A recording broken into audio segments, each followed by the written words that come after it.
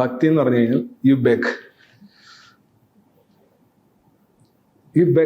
Beg for things to happen for you most of the times. And പിന്നെ പറയും വിശ്വശാന്തി.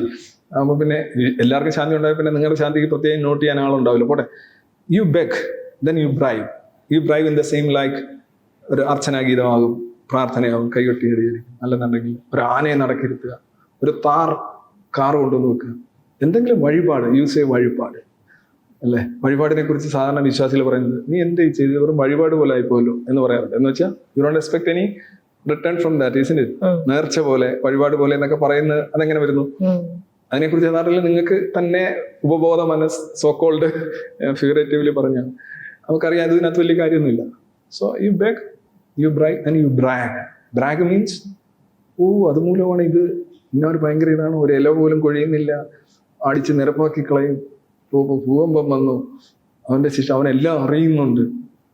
ഒരു ദൈവത്തിനും ആ ദൈവം ഉണ്ടായ കാലഘട്ടത്തിന് അപ്പുറമുള്ള അറിവില്ല.